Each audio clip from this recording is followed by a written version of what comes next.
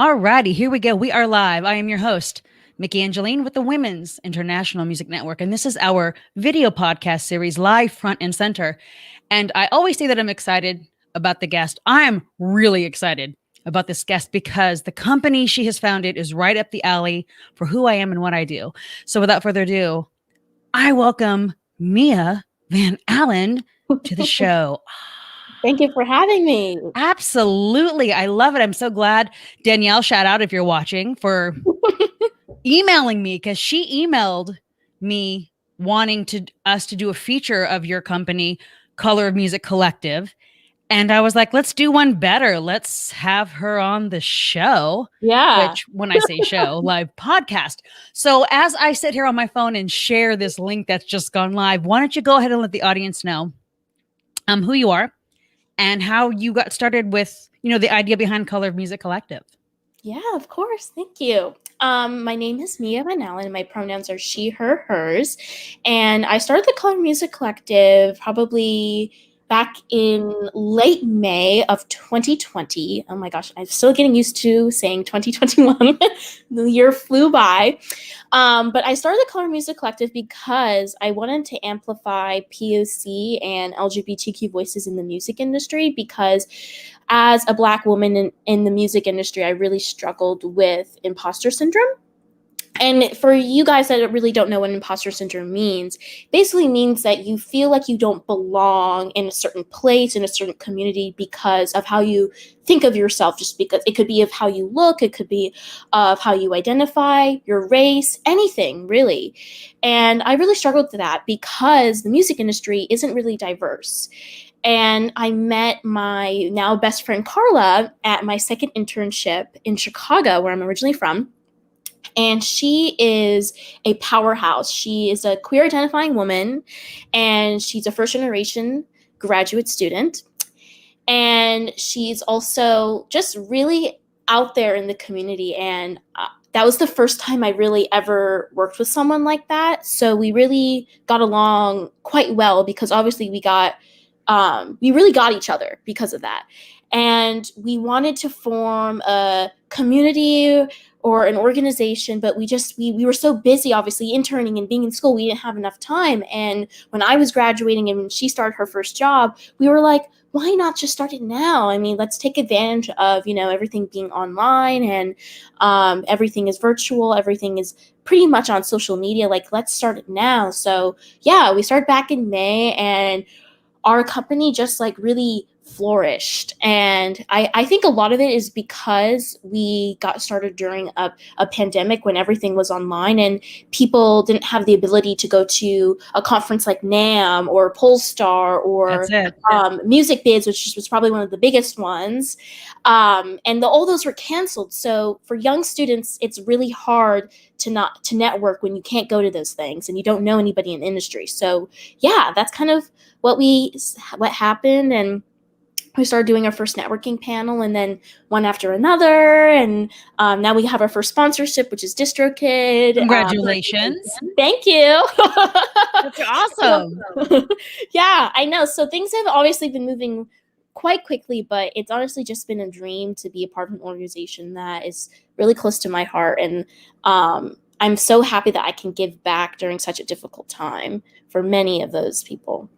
So good. I mean, all of that there. And you're right. I mean, despite how devastating this pandemic and COVID hit the music industry, many of us found ways to just, get creative and create, put it out there, reach out to people. And for some, it actually benefited more because the reach became further than, maybe doing a live show, having people coming to you versus you coming to them. And, your organization, especially focusing on people of color and focusing on the LGBTQ community.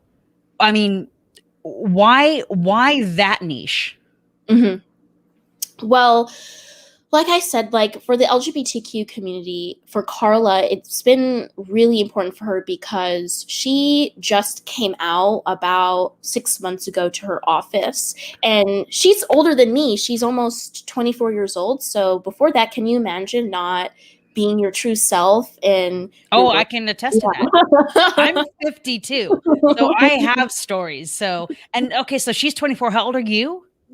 I'm 23. Oh, you're so young. I love it. So she came out to her office, and what was that experience like for her? Was that what prompted her to want to? Well, what's worse is that, I mean, Nashville is seen as kind of like this blue speck in the middle of a red state, but people don't realize that it's still transitioning, still in the middle of a big transition, especially with the most recent election. So when she came out, it was perceived well to some, but of course for others, not the best.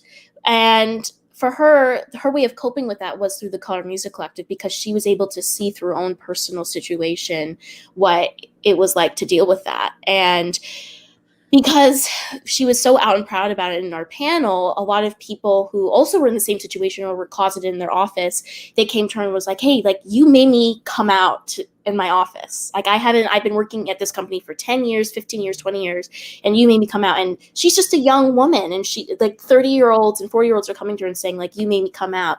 Thank you so much.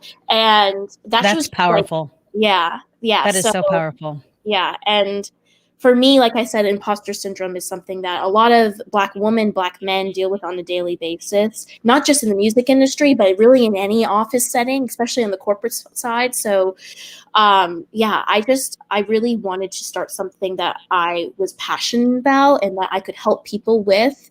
And especially during a time when everything's virtual and you can't really connect with people in your office, it's something like this that really got people through COVID.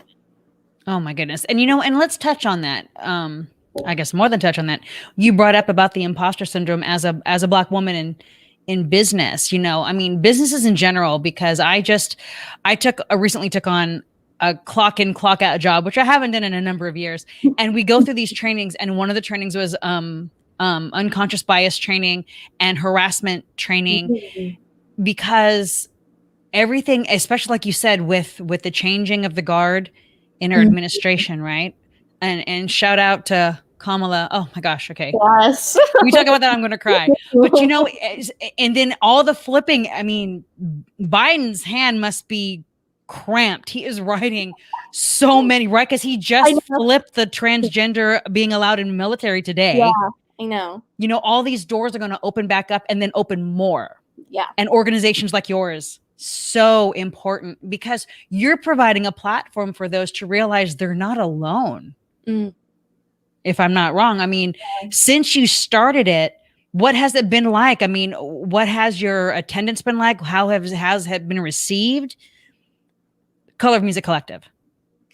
Yeah, so in terms of our attendance, luckily, like I said, everything is virtual, so people don't have to go anywhere. So they have no excuse not to attend, especially if young students want to network. So our attendance has been going up quite a bit. We have a cap at about 100, and we've been overbooked for the past 4 months. That's incredible. Months now. Good for you. Yeah, so now we're thinking about how can we make this more accessible if our capacity is 100? And now, actually, today we have a panel, and we're going to try live streaming it through our YouTube channel. For those who couldn't get in to the Zoom or whatever, they can now live stream on YouTube for free. So yes, yeah, and we'll plug it again before we end this. But those of you who are listening and you want to be a part of this panel, watch the panel. I highly recommend it. It's today, 4:00 Pacific Standard Time. The link is in the ticker below, colormusiccollective.com. You go there and you can register for it. You'll hook up to it, right?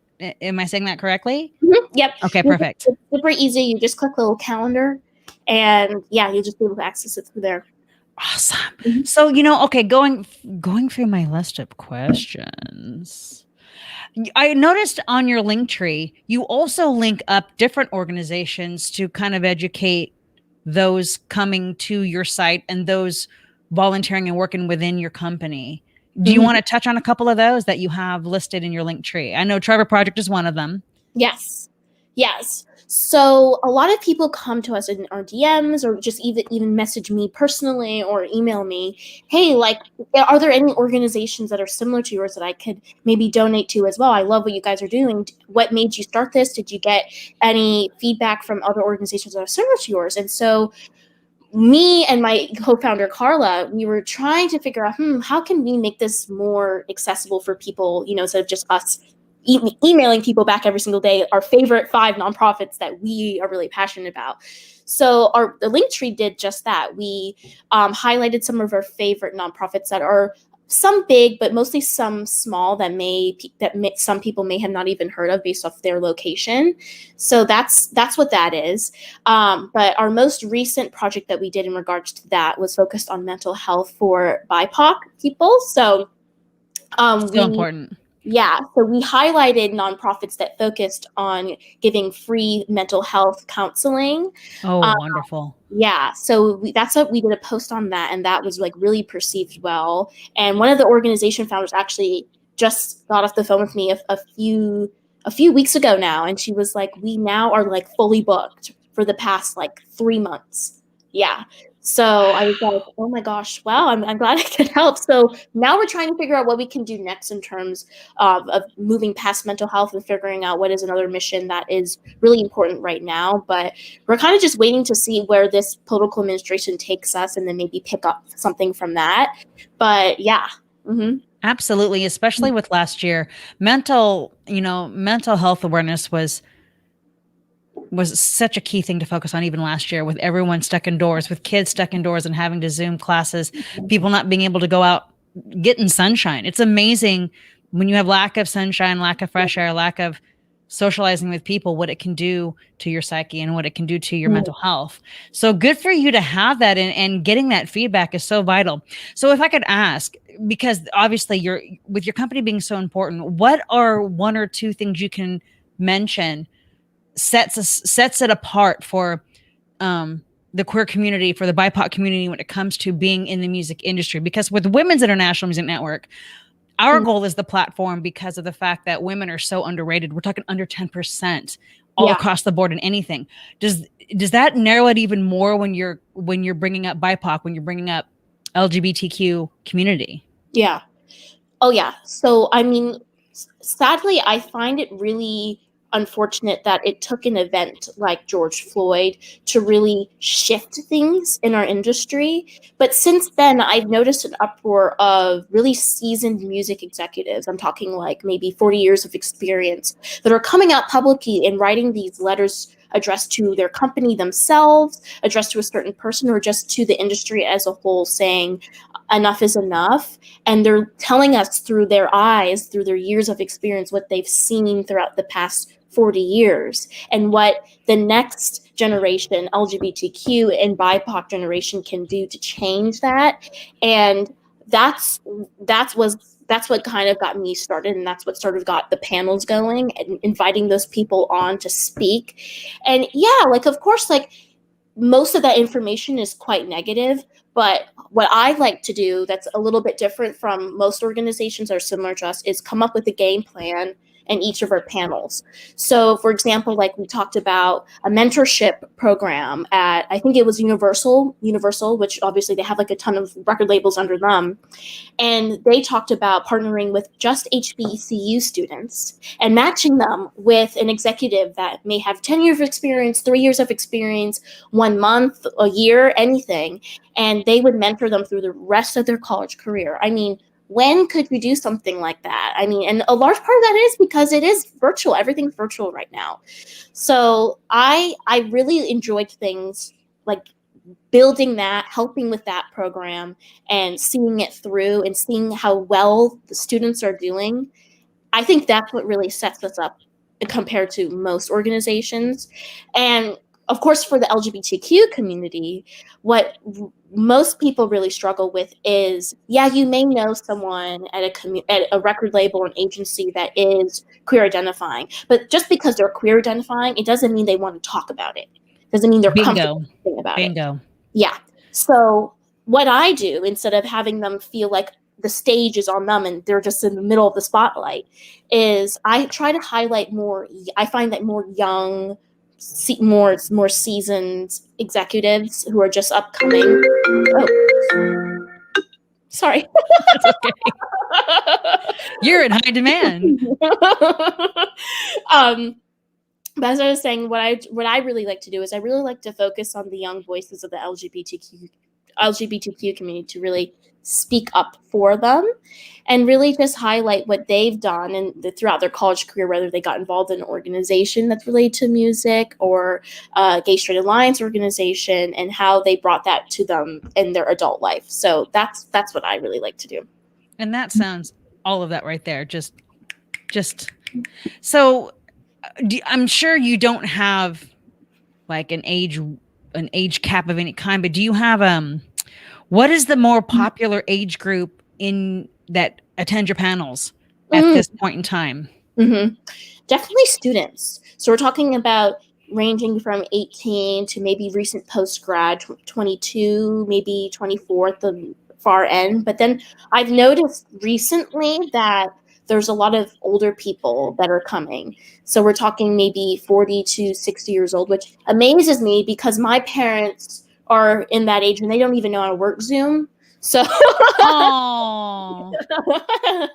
so that really means a lot to me that they are going on Instagram and really seeking these organizations out and continuing to attend our panels.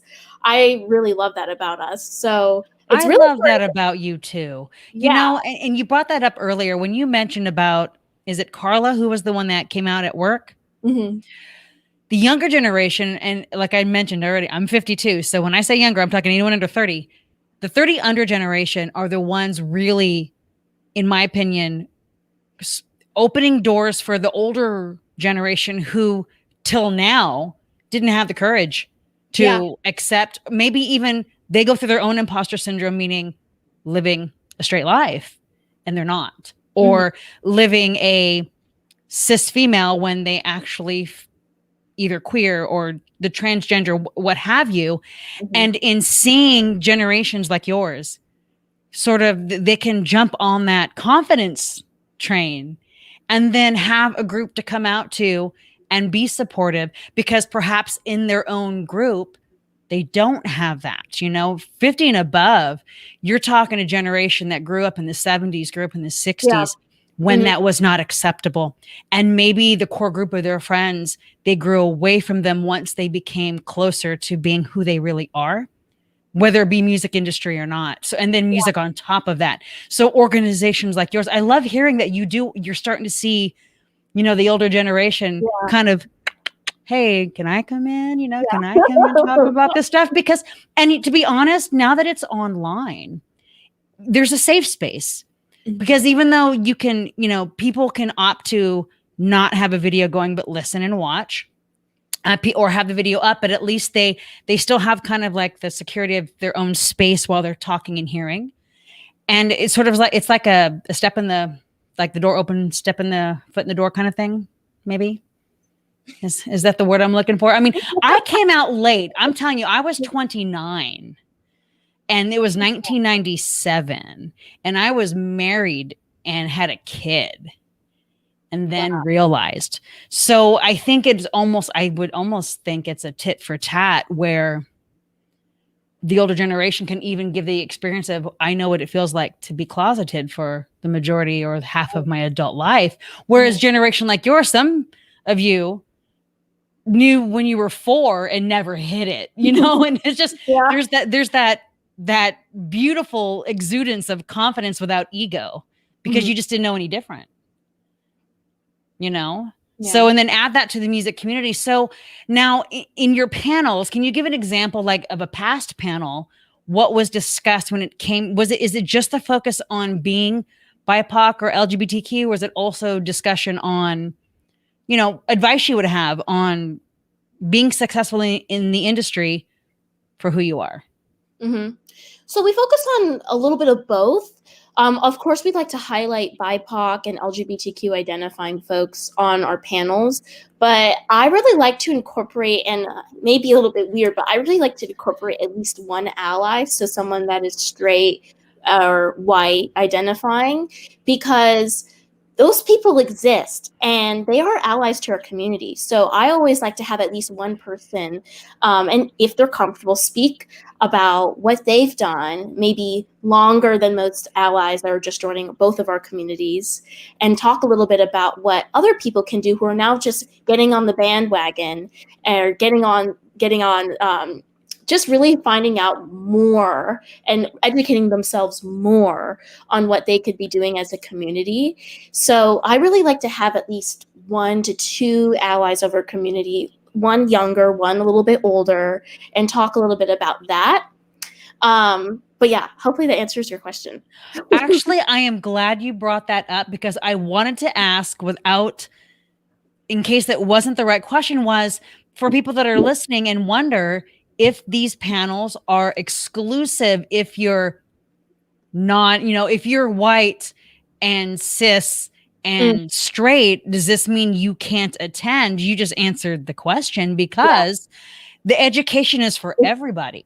Oh yeah. Because if you're in that, especially if you're, okay, we're going to say this, especially if you're a straight cis white male, you are 90+% of this music industry. Oh yeah. You can use your influence, the people that you know, and open doors for those who don't, because even with the Women's International Music Network, we have men that work within the community, within the organization, and are on our advisory panel for that reason, to show that they do support women in the industry, that it's not just an exclusive women's only or a women identifying only. No, we're emulating and providing the platform like your company. So that, I'm so glad you said that. Yeah.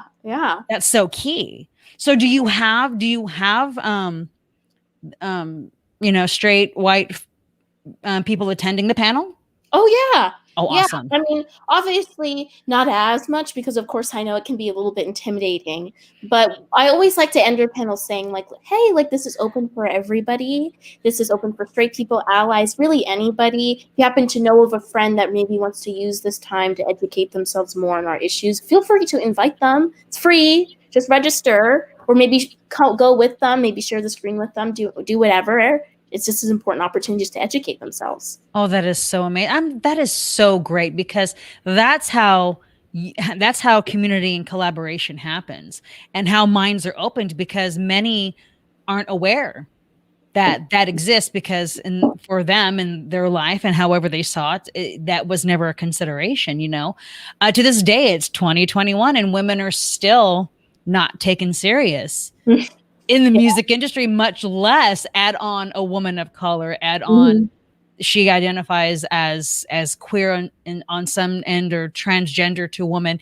And so, it's, in fact, to kind of give you a little a perfect example, I was telling you, we had our She Rocks Awards, and this year was the first year that we did it online. So we did a virtual red carpet, right? And MAC Cosmetics is one of our sponsors, so they hosted the red carpet, which was interviews with the honorees. And it happened to be a man, John Stapleton. He's head of the Mac Pro, right? Yeah. And and I'm the one monitoring the comments. And so someone even popped up and said, so you couldn't find a woman to host it? And whether or not that was snarky or just an honest question, I just wrote back, I said, oh, absolutely. I said, well, number one, Mac is one of our sponsors. And two, we're showcasing men who support women in music. And that flipped it for that person. Like, oh, that's so amazing. That's awesome. Yeah. So, it's a matter of educating, and when people will see it as, no, it's not just exclusive to. We're trying to knock down barriers and shatter glass ceilings to say there's room for everybody. Yeah. And we're hoping that one day soon, I'm hoping it's before I die, definitely better happen in your generation, where that part is not as important to have to say women in the industry, and having just award shows for women, or just, festivals or things for LGBTQ or whatnot. Right. I mean, right now we do, because we're just, it's not always there, but the goal is one day that it's just everybody. Yeah. And you're seen for your talent, not your gender, not how you identify, not who you love, that sort of thing, which it sounds like your organization is right on track with. So in reiterating what we mentioned earlier, you do have a panel tonight. It's going to be at 4:00, right? Everyone watching PM Pacific Standard. What is the panel going to be about? And can you share with who's on it and what you're going to discuss? Yes, of As we course. close this out. Yes, of course. So the panel is about streaming and specifically DSPs. So it's going to be focused on mostly indie artists and how streaming, especially during COVID and social media and how the TikTok boom of 2020 has really helped support indie artists and giving facts to indie artists about, hey, like you have TikTok, you create this hub for yourself on TikTok, but let's talk about maybe recording your music and maybe looking to stream it on Spotify, SoundCloud, YouTube Music, Google Play, the whole thing, and what you can do to make sure that you succeed. Because we have also part of our community is a lot of indie artists, some a little bit more seasoned, some not, and we always get a lot of emails like, hey, can you listen to my demo? Can you listen to my mix? Do you think it's ready for streaming? How do I go about streaming? So this is going to answer all of those questions.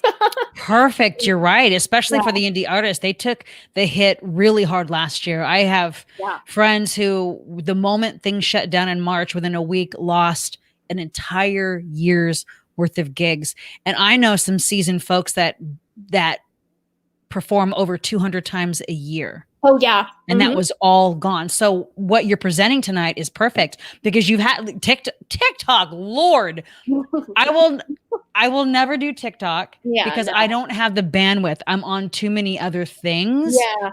And I already spend too much time on my phone. I should say never. I don't know that it'll happen this year that I'll have my own TikTok. Honestly, I'm so glad all of y'all just share it on Facebook because then I can just see it there. Or you'll share it on Instagram and I can just see them there. But you're right. It is a very valuable tool. And it isn't just young people.